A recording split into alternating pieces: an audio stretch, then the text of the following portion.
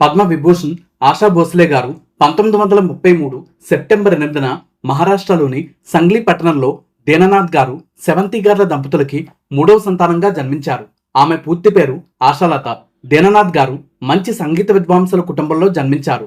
ఆయన మొదటి భార్య నర్మద్ గారు చాలా చిన్న వయసులోనే మరణించడంతో ఆయన ఆమె సోదరైన సెవంతి గారిని రెండవ వివాహం చేసుకున్నారు. అనంతర కాలంలో ఆమె పేరుని సుధామతిగా మార్చారు. సుధామతి గారికి మొత్తం 5గురు సంతానం. దీననాథ్ గారి దంపతులకి వరుసగా 4 కుమార్తెలు లత, మీనా, ఆశ, ఉషా జన్మించాక ఆఖరి సంతానంగా హృదయనాథ్ జన్మించారు. వీరిలో అందరూ కూడా గొప్ప గాయకులు. లతా మంగేష్కర్ గారు ఏకంగా భారతరత్నగా ఖ్యాతి సంపాదించుకోగా ఆశా గారు పద్మ విభూషణాన్ని అందుకున్నారు. వారి తమ్ముడు హృదయనాథ్ గారు కూడా పద్మశ్రీ పురస్కారం అందుకోవడంతో పాటు ఉత్తమ సంగీత దర్శకుడిగా జాతీయ అవార్డును కూడా అందుకోవడం విశేషం. హృదయనాథ్ గారికి ప్రస్తుతం 88 సంవత్సరాలు కాగా మీనా గారి వయసు 94 సంవత్సరాలు, అలాగే ఉషా గారి వయసు 90 సంవత్సరాలు కావడం గమనార్హం. ఇలా తల్లిదండ్రుల 5గురు సంతానం కూడా ఇంతటి దీర్ఘాయుష్కులు కావడం బహు అరుదనే చెప్పాలి. అయితే వీరిలో లతా మంగేష్కర్ గారి లాగే ఉషా గారు కూడా వివాహం చేసుకోలేదు. ఆశా గారు మాత్రం 16 ఏళ్ల వయసులోనే తనకంటే వయసులో 15 ఏళ్లు పెద్దవారైన గణపతిరావు భోస్లే గారిని 1949లో ఇంటి నుంచి పారిపోయి కుటుంబ సభ్యుల అభీష్టానికి వ్యతిరేకంగా వివాహం చేసుకున్నారు. ఆయన లత గారితో పాటు ఆశా గారి వద్ద కూడా పర్సనల్ సెక్రటరీగా, అసిస్టెంట్ గా కూడా పనిచేసేవారు. అయినప్పటికీ ఆయన మీద ప్రేమతో అందరినీ ఎదిరించి పెళ్లి చేసుకున్న ఆశా గారి ఆశలు అడియాసలే అయ్యాయి. వారి వివాహం ఏమాత్రం సాఫీగా సాగలేదు. వారి మధ్య ఎన్నో విభేదాలు, ఇబ్బందులు వచ్చాయి. అయినప్పటికీ ఆశ ఎంతో ఓపికగా తట్టుకున్నారు. కానీ భర్తతో పాటు అత్తింటి వారు పెడుతున్న ఇబ్బందులకు తోడు భర్త అనుమానం కూడా అందుకు తోడు కావడంతో తన వ్యక్తిత్వం మీద జరుగుతున్న దాడిని భరించలేకపోయిన ఆశా గారు పెళ్లైన కొన్నేళ్లకే తన 2 బిడ్డలతో కలిసి 3వ బిడ్డ కడుపులో ఉండగానే తన పుట్టింటికి చేరారు. ఆశగారి 3 సంతానంలో మొదటి వారైన హేమంత్ కుమార్ గారు మ్యూజిక్ డైరెక్టర్ కాగా ఆయన 2015లో క్యాన్సర్తో 66 ఏళ్ల వయసులో స్కాట్లాండ్ దేశంలో కన్నుమూశారు. ఆశగారి ఏకైక కుమార్తె వృత్తిరీత్యా జర్నలిస్ట్ గా, సింగర్ గా రాణించిన వర్ష గారు 2012 అక్టోబర్ 8న 56 ఏళ్ల వయసులో డిప్రెషన్ కారణంగా తనకు తానే లైసెన్స్డ్ రివాల్వర్తో తలకి గురిపెట్టుకుని కాల్చుకొని ఆత్మహత్య చేసుకుని మరణించారు. అంతకు ముందే 2008 సెప్టెంబర్ 9న ఒకసారి ఆమె అధిక మోతాదులో నిద్రమాత్రలు తీసుకుని ఆత్మహత్య చేసుకోవడానికి ప్రయత్నించారు. వర్షగారి వివాహం 1998లోనే విడాకులతో ముగియడంతో పాటు 2004లో ఆమె స్నేహితుడైన ప్రముఖ బాలీవుడ్ ఫ్యాషన్ ఫోటోగ్రాఫర్ గౌతమ్ గారు మరణించడం ఆమెని తీవ్రంగా కుంగదీసిందని వార్తలున్నాయి.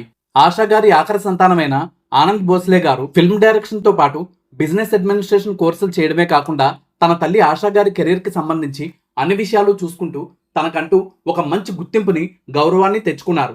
అయితే ఆయన సినిమా ఫీల్డ్ తో పాటు మ్యూజిక్ ఫీల్డ్ లో కూడా ఎప్పుడూ అందరిలో పాపులారిటీ ఉండాలని కోరుకోకుండా మీడియాకు దూరంగా తన వ్యాపార సామ్రాజ్యాన్ని విస్తరించుకుంటూ తన తల్లి కెరీర్ కి సంబంధించి చేదోడు వాదోడుగా ఉంటూ వచ్చారు.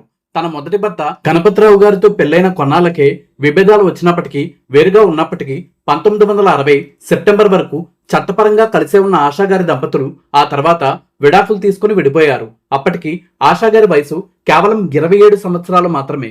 వారిద్దరూ 11 ఏళ్ల పాటు అతి కష్టం మీద కలుసున్న తర్వాత తన భర్త గణపతిరావు గారితో ఆశా గారు విడిపోయిన 6 ఏళ్లకే, అంటే 1966లో గణపతిరావు గారు కన్నుమూశారు. అప్పటికి ఆశా గారి వయసు 33 సంవత్సరాలు. అయినప్పటికీ తన అసమానమైన ప్రతిభతో తన 3 పిల్లల్ని పెంచి పెద్ద చేసి ప్రయోజకుల్ని చేశారు. 1952లో ప్రఖ్యాత సంగీత దర్శకులు ఓపీ నయ్యర్ గారితో ఆశా గారికి పరిచయం ఏర్పడింది. ఆ తర్వాత ఎన్నో సినిమాల్లో గాయనిగా ఆమెకి అవకాశాలు ఇచ్చిన నయ్యర్ గారు 1972 ఆగస్టు 5 వరకు ఎంతో సన్నిహితంగా ఉన్నారు. ఆ తర్వాత వారిద్దరూ విడిపోయారు. ఆ తర్వాత ఇద్దరూ కలిసి పనిచేయలేదు కూడా. అంతేకాకుండా నయ్యర్ గారు కూడా తన భార్యా పిల్లల నుంచి విడిపోయారు. ఆశా గారు తొలి రోజుల్లో చిన్న చిన్న సినిమాల్లో పాడుతున్న సమయంలో ఆమెకి పెద్ద సినిమాల్లో అవకాశాలు ఇవ్వడమే కాకుండా ఆమెని అన్ని విధాలా ప్రోత్సహించి, ఉత్సాహపరిచి గొప్ప అవకాశాలు ఇచ్చిన వ్యక్తిగా నయ్యర్ నిలిచారు. మిగతా అందరూ సంగీత దర్శకులు లత గారికి మాత్రమే ప్రాధాన్యత ఇస్తున్న సమయంలో కూడా ఆశా గారికి మాత్రమే అవకాశాలు ఇచ్చి, ఆమెని మాత్రమే నమ్మి ఆశా గారి కెరీర్ కి ఒక మంచి గుర్తింపిచ్చే అవకాశాలు కల్పించిన వ్యక్తిగా నయ్యర్ గారిని చెప్తూ ఉంటారు.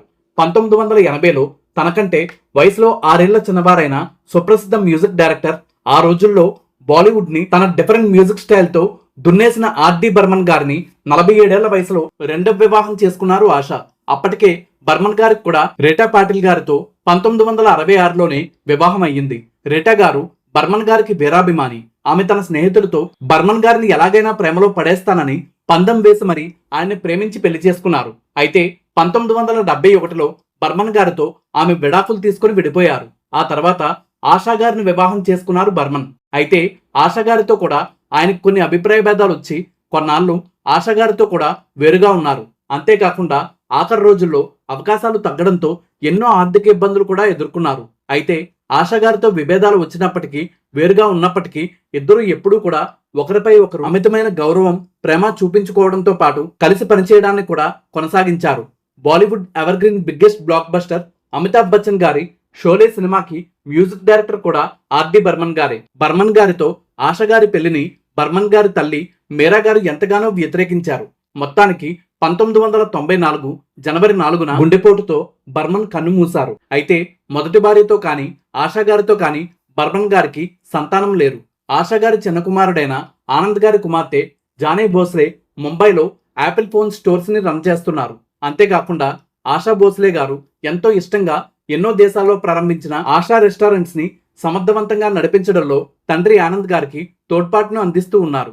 అంతేకాకుండా 80 ఏళ్ల వయసులో ఆశా గారు 2013లో నటించిన మే అనే సినిమాలో ఒక పాట పాడి సింగర్ గా తన ప్రస్థానాన్ని ప్రారంభించిన జానీ సింగర్ గా గొప్పగా రాణిస్తున్నారు. అంతేకాకుండా ఆమె మంచి కథక్ డాన్సర్ కూడా. ఆశా గారికి జానీ అంటే ఎంతో ఇష్టం. ఆశా గారిని ఆమె ఆశయ్య అని ప్రేమగా పిలుస్తూ ఎంతో ఆప్యాయంగా ఉంటారు.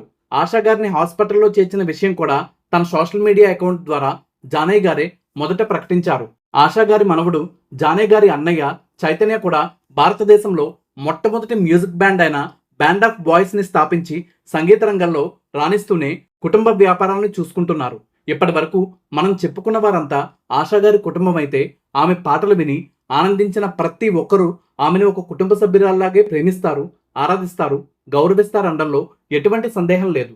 ఎన్ని కష్టాలు ఎదురైనా తన గొంతులో మాత్రమే కాదు, జీవితంలో కూడా ఏమాత్రం మాధుర్యం తగ్గకుండా ధైర్యంగా అడుగులు వేసిన ఆశా గారి జీవిత ప్రస్థానం నిజంగా ఆదర్శనీయం.